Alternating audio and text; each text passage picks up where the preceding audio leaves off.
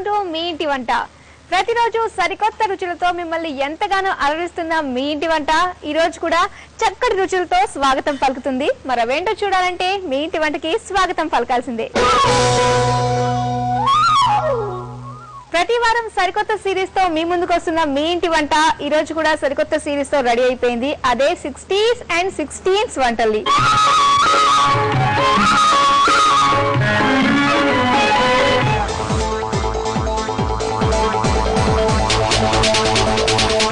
మరి ఇవాళ ఎవరెవరు ఎక్కడెక్కడ ఏ వంటకాలు వండిపోతున్నారో చూద్దాం. ఈ రోజు మనం హైదరాబాద్ కరణ్ బాగ్ లో ఉంటున్న కృష్ణకుమారి బామ్మ వాళ్ళ ఇంటికి రమ్మని మనం ఇన్వైట్ చేశారు. వచ్చేసాం. బామ్మగారు కూడా ఇక్కడే ఉన్నారు. పరిచయం చేసేసుకుందాం. హాయ్ బామ్మగారు, నమస్తే అండి. నమస్తే మాధురి, ఎలా ఉన్నారు? బాగున్నారా? ఓకే బామ్మగారు, సో మరి ఈ రోజు మీ ఇంటి వంటలో పార్టిసిపేట్ చేస్తున్నారు. మీకు ఎలా అనిపిస్తుంది? ముందుగా టీవీలో కనిపిస్తున్నారు, మీ వాళ్ళందరూ చూస్తూ ఉంటారు. చాలా సంతోషంగా ఉంది. అవునా? ఫస్ట్ టైం రావడం ఇక్కడికి. అంటే వాళ్ళందరితో ఏం చెప్తారు? తాతయ్య గారు, మనవలు, కోడళ్ళు, అల్లుళ్ళు, కొడుకులు. మీ ఇంటి వంట జీటీవీ వాళ్ళ ప్రోగ్రామ్ లో నేను పార్టిసిపేట్ చేస్తున్నాను. చాలా సంతోషంగా ఉందని చూడండి. ఓకే బాబా, అందరికి చెప్పేశారు కదా, అందరూ టీవీ ముందు అతుక్కుపోయి ఉంటారు. మరి ఏ వంట పరిచయం చేస్తున్నారు మీరు? గోధుమ పాలతో హల్వా చేస్తున్నాను. గోధుమ పాలతో హల్వా చాలా మంచిది కదా ఆరోగ్యానికి. ఇది ఆరోగ్యానికి మంచిది, చాలా సింపుల్ గా చేసుకోవచ్చు. ఎంత 10 minutes లో కూడా అయిపోతుంది. అవునా? మనం ఎవరినైనా ఇన్వైట్ చేసినా కూడా ఈజీగా చేసేయచ్చు. చాలా స్వీట్ గా బాగుంటుంది. అంటే స్వీట్నెస్. అతిథుల దగ్గర మార్కులు కొట్టడానికి ఇలాంటి రకరకాల హల్వాలు చేసుకుని వాళ్ళకి పెడితే. అంటే మేము గోధుమ చేసేవాళ్ళం ఈ వంట. గోధుమ పాలు ముందు రోజు నానబెట్టుకొని దాన్ని పాలతోటి హల్వా చేసుకునేవాళ్ళం. అప్పట్లో పాడి వంటి ఇవన్నీ ఉండేవి కదా, సో గోధుమలు కూడా ఈజీగా దొరికేవి.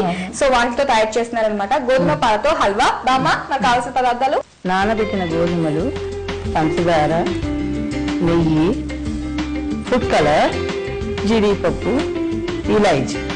ఓకే, సో గోధుమ పాల హల్వా తయారు చేసుకోవడానికి కావాల్సిన పదార్థాలు ఏంటో తెలుసుకున్నాం కదా. మరి బామ్మ, ఇంకా స్టార్ట్ చేద్దామా? అలాగే. ముందుగా ఏం చేద్దాం మనం? గోధుమలు నానబెట్టుకోవాలి. ఒక రోజు ముందుగా నానబెట్టుకోవాలి. అంటే ఒక రోజు ముందు నానబెట్టిన గోధుమలు అనమాట. గోధుమలు నానబెట్టుకొని మర్నాడు దాన్ని మిక్సీలో వేసుకోవాలి. ఓకే, సరే బామ్మ, చేద్దామా? కొంచెం వాటర్ వేయాలి. అంటే కొంచెం పాలు రావాలి కదా అందులోకి. చాలు చాలు చాలు.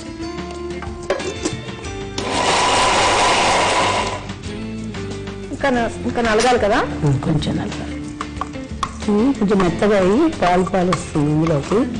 సో ఒక రోజంతా మనం నానబెట్టుకున్న గోధుమలు మిక్సీలో వేసుకుని పాలకించేసుకోవాలి. ఇప్పుడు దీన్ని జల్లెడతో జల్లించుకోవాలి. గోధుమ తయారవుతుంది జల్లెడ వేసి. సో మనము ఇలా గ్రైండ్ చేసుకుంటే ఈ విధంగా మనకు వస్తాయన్నమాట. నానబెట్టిన గోధుమలు గ్రైండ్ చేశాక ఇలా పాలు వస్తాయి. ఈ పాలను కొంచెం జల్లెడ పెట్టేస్తే ఇలా ఇది లేకుండా పొట్టు గిట్టు లేకుండా ప్యూర్ పాలు లాగా వస్తుంది అన్నమాట. ప్యూర్ గోధుమ పాలు ఇలా. గోధుమ పాలు ఇలా. సో చూసారు కదండి, మనం ఆల్రెడీ 1 day బిఫోర్ నానబెట్టుకున్న గోధుమలు నెక్స్ట్ డే ఏంటంటే మనం గ్రైండ్ చేసుకోవాలి కొంచెం వాటర్ వేసి. అండ్ అందులోంచి మనము జల్లెడ తీసుకుని పాలు తీసుకోవాలన్నమాట. ఇలా మనకి ఈ విధంగా పాలు వస్తాయి. ఓకే, ఇప్పుడు మనం దీంతో చేసుకోవాలి. సో నెక్స్ట్ ఏం చేద్దాం? మనం పాలు రెడీ చేసుకున్నాము. స్టవ్ ఆన్ చేసుకున్నాం. స్టవ్ ఆన్ చేసుకుని ఎంత నెయ్యి పడుతుంది? 4 స్పూన్స్ పడుతుంది ఇందులోకి. కాజు వేయించుకుని దీనిలో తర్వాత పాలు దానిలోనే పోసుకోవాలి. కావాలంటే డ్రై ఫ్రూట్స్ మనం ఇంకా ఇష్టమైతే వేసుకోవచ్చు, కాజుయే కాకుండా ఇంకా ఏదన్నా. మీరు వంటలు బాగా చేస్తారా బామ్మ? బాగా చేస్తాను. ఏది ఎక్కువ చేస్తారు? లడ్డు చేయగలను, అరిసెలు చేస్తాను, కజ్జికాయలు, మిగతా సజ్జప్పాలు, బొబ్బట్లు ఇట్లాంటివి కూడా బాగానే చేస్తాను. అవునా? ఎప్పుడు నేర్చుకున్నారు మీరు? నేను చిన్నతనం నుంచి నేర్చుకుని చేస్తున్నాను. మా అత్తగారి దగ్గర నేర్చుకున్నాను. చిన్నతనం నుంచి బాగా. ఏ ఏజ్ లో పెళ్ళైంది? నాకు 14 సంవత్సరాల్లో పెళ్ళైంది. 14 సంవత్సరాల్లో పెళ్ళైపోయింది. అంతకుముందే మీకు వంటలు చేయడం వచ్చా? ఏమీ రాదు. అప్పుడే నేర్పించేవారని అత్తయ్య చేస్తుంటే చూస్తేదాన్ని, చూసి అలా నేర్చేసుకున్నారు. ఓకే, మనకి కాగింది కదా నెయ్యి. మరి మీకు చిన్నతనంలో పెళ్లికి ముందు మీకు కళ్ళ రాకుమారుడు ఎవరైనా ఉన్నారా? అంటే ఎప్పట్లో ఎన్టీఆర్ పిక్చర్స్ ఎక్కువ వస్తుండేవి, అది సంగతి. కళల కుమారుడు ఎన్టీఆర్ అన్నమాట. ఎక్కువ చూస్తుండేవాళ్ళం. ఒకసారికి 4 సార్లు 5 సార్లు ఆ పిక్చర్ కి ఎక్కువగా వెళ్తూ ఉండేదండి. వీరాభిమాని. ఓకే బామ్మ, మరి మీకు అప్పట్లో ఏమన్నా అనిపించేదా ఎన్టీఆర్ గారు కనుక? ఓకే, ముందు తీసేసి మాట్లాడుకుందామా? చెప్పండి, దాటియాలని చూస్తున్నారు. ఎన్టీఆర్ గారు కనిపించినప్పుడు మీకు ఏంటి, లంచ్ చేయాలి అనిపించేదా, లేకపోతే ఆయనకి ఏదైనా గిఫ్ట్ కొని ఇవ్వాలి, లేకపోతే షేక్ హ్యాండ్ ఇవ్వాలి, లేకపోతే ఆటోగ్రాఫ్ తీసుకోవాలి? ఎక్కువ డ్యూయెట్లు పాటలు పాడుతుంటే ఆ పాటలు కూడా మాకు వచ్చేస్తూ ఉండేవి. కాదా? డ్యూయెట్ పాడలేదు, పాటలన్నీ బాగా అనిపించేది అన్నమాట. ఆ పాటలన్నీ మళ్ళీ ఇంటికి వచ్చి అవే పాడుకుంటూ పాటలు. మంచి సింగర్ అనమాట మామగారు. సరే, ఆ విషయం తర్వాత చూద్దాం. ఇప్పుడు నెక్స్ట్ ఏం చేద్దాం? పాలు వేసేసుకోవచ్చు అనమాట. ఇది బామ్మ గట్టిగా అవుతుంది, ఇది గట్టి పడిపోతుంది, గోధుమలకి గట్టి పడిపోతుంది ఇది. ఓకే, పాలు గట్టి పడిపోతాయి అంటే గట్టి పడక ముందే మనం వేసేసుకోవాలి. ఇది మామూలుగా ఒక పాలలా చేసుకొని నీళ్లు తేట కాకుండా బాగా కలిగి పెట్టుకొని ఇది వేసేసేయాలి. ఓకే బామ్మ, కలుపుతూ వేసుకోవాలి. కలుపుతూ వేయాలి, గడ్డకి పోతుంది. సో ఆల్రెడీ ఇంకొంచెం తీసుకున్నారు ఎక్కువ. ఇది కూడా కలుపుదామా ఒకసారి?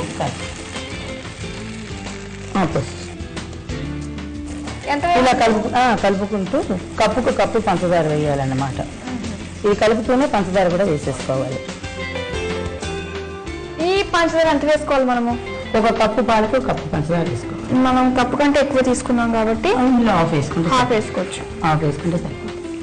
హల్వా స్వీటే కాబట్టి ఎంత ఎక్కువ ఉంటే అంత బాగుంటుంది. ఏమంటారు?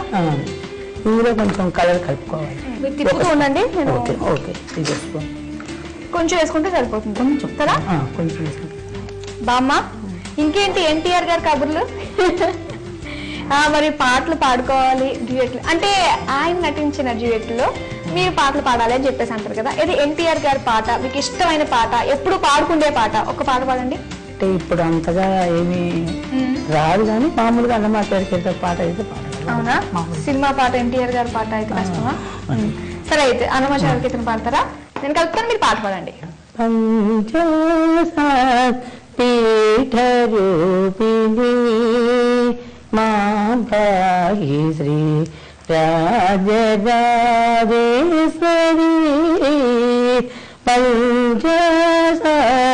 పీఠ రూపిణి పంచదశాక్షరి పాండ్యకుమారి పద్మనాభ సోదరి వశంకరి పంచదశాక్షరి పాండ్యకుమారి పద్మనాభ సోదరి వశంకరి పంచదశ పీఠ రూపిణి. బామ్మ, సూపర్, చాలా బాగా పాడారు. మీ లోకంలో వెళ్ళిపోయిన పాటలు పాడమంటే ఈ లోకంలోకి వచ్చేయండి. చూడండి వరకు వచ్చింది. ఇది చిక్కబడేదాకా కలుపుకోవాలి. ఇట్లాగా తొందరగా చిక్కబడిపోతుంది కూడా. ఇది గోధుమలకేమో గట్టిపడే గుణం ఉంటుంది కాబట్టి ఇది తొందరగా గట్టిపడిపోతుంది.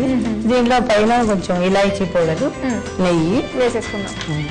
కొంచెం ఇలాచీ పౌడర్ కమ్మదనం వస్తుంది. నెయ్యి వేయాలి, కొంచెం నెయ్యి లాస్ట్ నెయ్యి వేయాలి. నెయ్యి వేసుకొని పైన దీనికి గార్నిష్ కొంచెం జీడిపప్పు చదువుకోవాలి. సో ఇంకా అయిపోయినట్టే కదా బామ్మ. హల్వాలో కనుక పైన నెయ్యి తేలినట్టు అయితే ఇంకా అయిపోయినట్టే వచ్చింది. అయితే స్టవ్ ఆఫ్ చేసేసుకుందాం. ఇంకా స్టవ్ ఆఫ్ చేసి బౌల్లోకి తీసేసుకుందాము.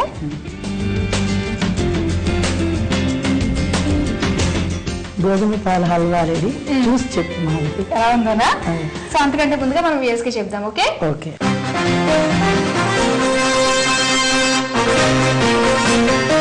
చూసారు కదండి, కృష్ణకుమారి బామ్మ తయారు చేసిన గోధుమ పాల హల్వా రెడీ అయిపోయింది. మరి దీనికి కావాల్సిన పదార్థాలు, తయారు చేసే విధానం మరోసారి చూద్దాం.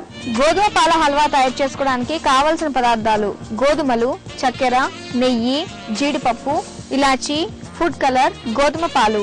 తయారు చేసే విధానం: ముందుగా ఒక రోజు నానబెట్టిన గోధుమల్ని మిక్సీ పట్టి పాలు తీసి పక్కన ఉంచాలి.